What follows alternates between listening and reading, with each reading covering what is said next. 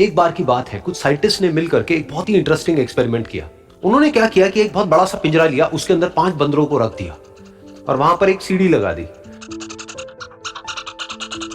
उस सीढ़ी के टॉप पर कुछ केले रख दी।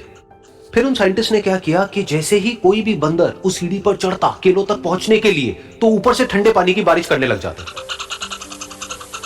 तो जैसे ही वो ठंडा पानी गिरता उस बंदर के ऊपर जो कि सीढ़ी पर चढ़ रहा था, वो फटाफट से नीचे आता तो पानी बंद हो जाता। फिर दोबारा से कोई और बंदर उस सीढ़ी पर चढ़ता उन केलों तक पहुंचने के लिए, दोबारा से यही होता। दोबारा से ऊपर से ठंडे पानी की बारिश होती, वो बंदर जैसे ही नीचे आता दोबारा से बारिश बंद हो जाती। तो बंदरों ने इसका मतलब यह निकाला कि जैसे ही कोई भी सीढ़ी पर चढ़ता है तो ऊपर से ठंडा पानी गिरता है। फिर उसके बाद में जैसे ही कोई भी बंदर उस सीढ़ी पर चढ़ने की कोशिश भी करता तो बाकी के बंदर सब इकट्ठे होकर के उसको पकड़ते, उसको मारते, उसको पीटते और उसको नीचे गिरा देते। फिर दोबारा कोई कोशिश करता, दोबारा उसके साथ भी ऐसा ही होता। फिर उन साइंटिस्ट ने क्या किया कि उन 5 बंदरों में से एक बंदर को उस पिंजरे में से निकाला और उसकी जगह एक नए बंदर को उस पिंजरे के अंदर डाल दिया। अब उस बंदर को नहीं पता था कि यहां पर क्या खेल चल रहा है। उसको जैसे ही सीढ़ी के ऊपर वो केले नजर आए, वो फटाफट से उस सीढ़ी के ऊपर चढ़ने लगा।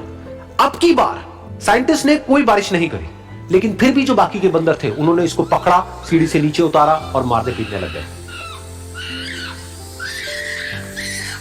इस बंदर को समझ नहीं आया कि मेरे को क्यों मारा जा रहा है, तो उसने दोबारा कोशिश करी। जैसे उसने दोबारा कोशिश करी, दोबारा से उन 4 बंदरों ने वही किया।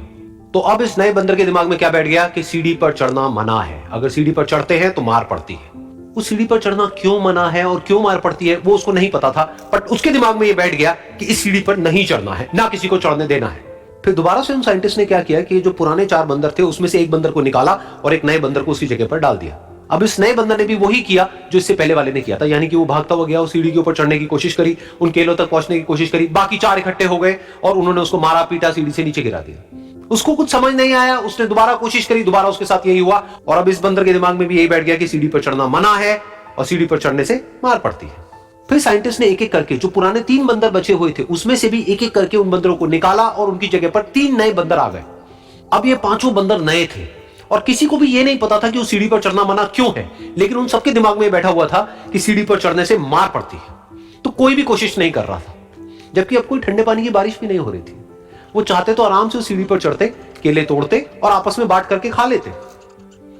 बिल्कुल ऐसा ही हम लोगों के साथ भी होता है, यानी कि इंसानों के साथ भी होता है। हजारों साल पहले कोई प्रथा बनी होती है, कोई रीति रिवाज होता है जिसके पीछे कोई ना कोई वजह होती है, लेकिन वो वजह खत्म होने के बाद भी वो प्रथा चलती रहती है, वो रीति रिवाज चलते ही रहते हैं। किसी में इतनी हिम्मत नहीं होती है ये पूछने की कि हम क्या कर रहे हैं, क्यों कर रहे हैं, बस सबको ये पता होता है कि ऐसा ही होता है। तो वो एक्सपेरिमेंट जिसके बारे में अभी मैंने आप लोगों को बताया, यानी कि वो बंदरों का एक्सपेरिमेंट, उसमें तो बेचारे बंदर हैं, जानवर हैं, उनको नहीं पता है कि क्वेश्चन कैसे पूछते हैं। लेकिन अगर हम इंसान होने के बावजूद भी क्वेश्चन ना करें तो हमारे में और जानवरों में क्या फर्क है? सोचिए।